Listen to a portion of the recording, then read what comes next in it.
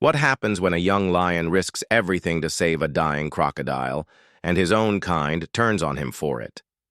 The twist that follows doesn't just break the rules, it rewrites them.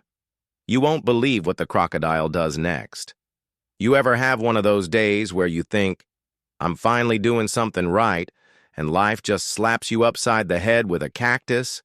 Yeah, that was me. My name's Naro. Lion, male.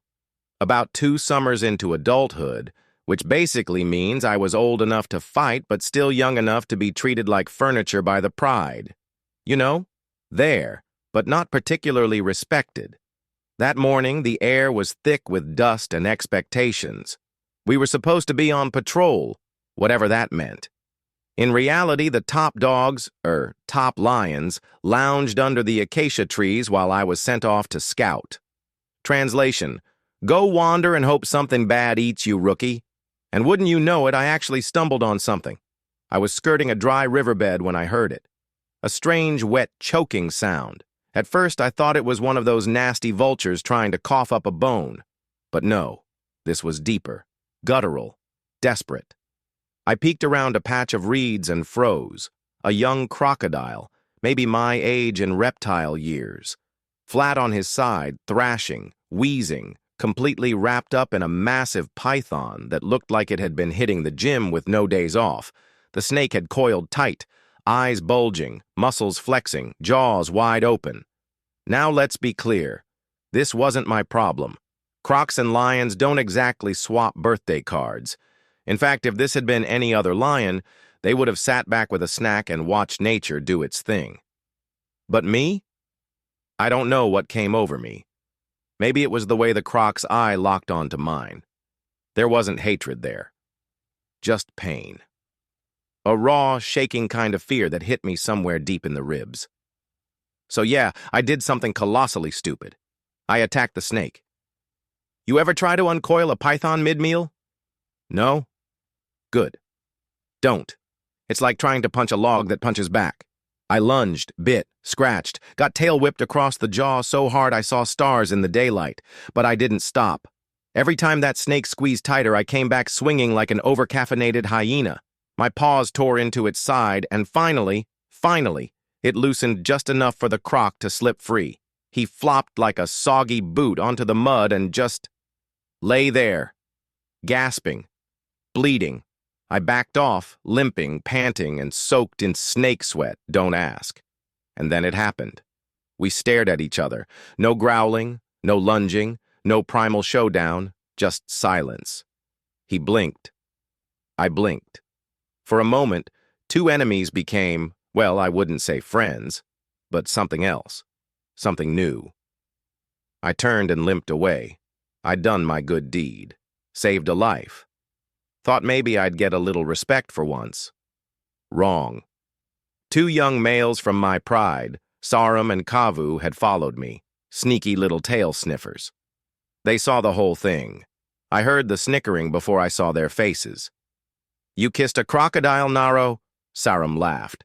Planning to move in with the reptiles now? Kavu just smirked. Wait until the old man hears this. And just like that, I knew. I was done, finished. Not because I did the wrong thing, oh no. Because I did something different. Something that didn't fit the script. I saved a predator, a rival, and that, apparently, made me a traitor. What happened next? It changed everything. And no, you won't want to miss how far this goes. Keep reading. You've only scratched the surface. So there I was, limping home like a hero who'd just saved the day, minus the parade. Instead, I got a reception colder than a desert night with no moon. The pride was waiting for me, literally. Every single lion, from the bored cubs chewing sticks to the elders perched like judgmental statues, had formed a circle. And in the middle of it all, the big boss, Rukan, scarred up, voice like crushed gravel, and eyes that made you feel like you just spilled meat juice on his favorite rock.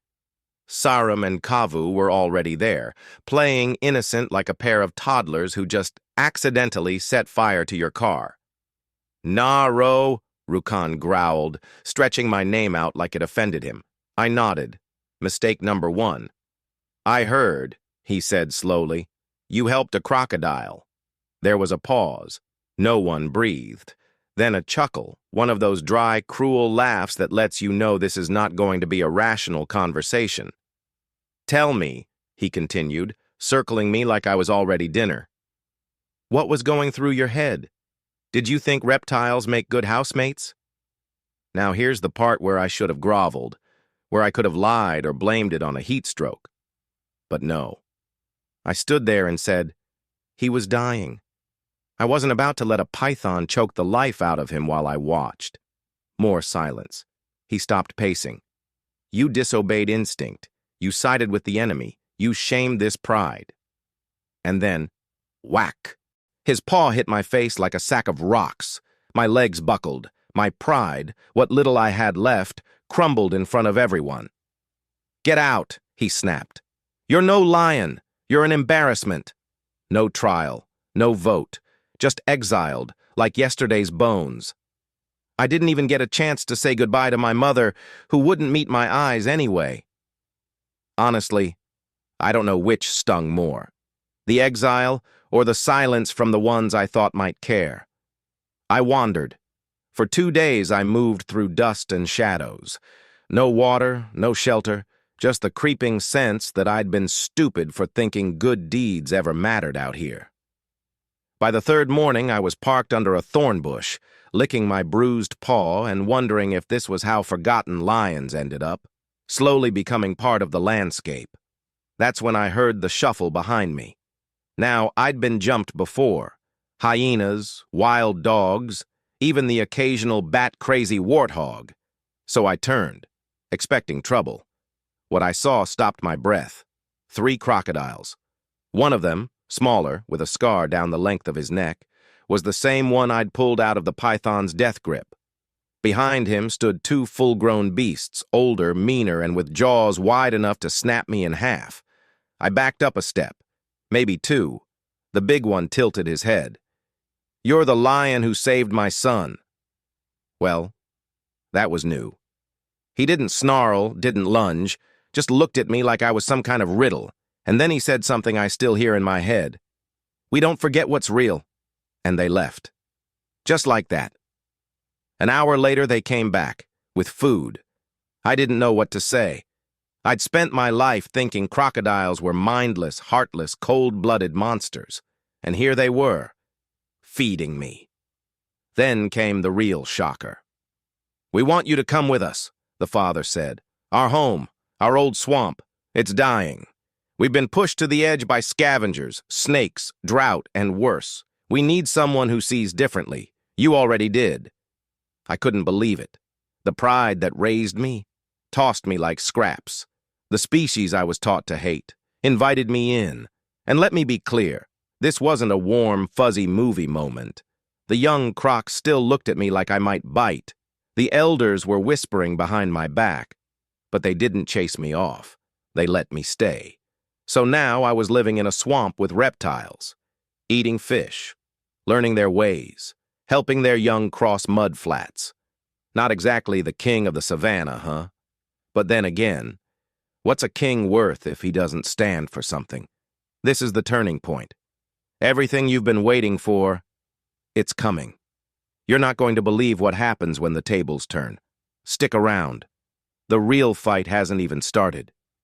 You ever watch a place die slowly? That swamp, the one I'd stumbled into like some outcast with nowhere left to go, was breathing its last. The water lines shrunk a little more every day. Birds flew overhead and never landed. The fish? Smarter than the locals gave 'em credit for. They packed up and moved weeks ago. And the predators? They came in like they owned the place. Hyenas, wild dogs, a couple of desperate leopards looking for scraps. The only thing they agreed on? The swamp was easy pickings now. No one thought crocodiles would fight back, and a lion in the middle of it all? That was just a bad punchline. Well, someone should have told them we weren't laughing. Let me back up. By this point, I wasn't just a guest. I had earned something here. Not titles, not praise, but trust.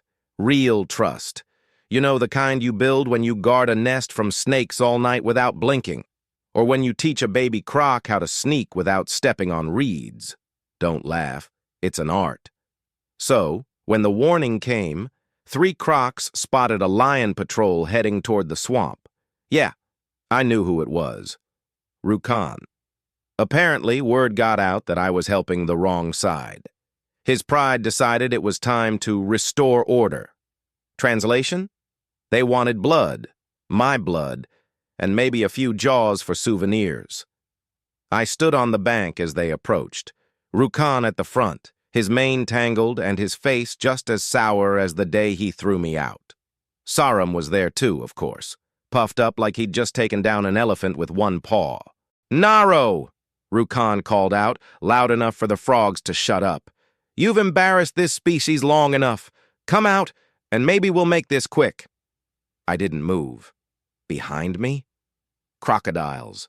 Dozens. Young ones, old ones, mothers guarding clutches of eggs buried in mud. They weren't warriors.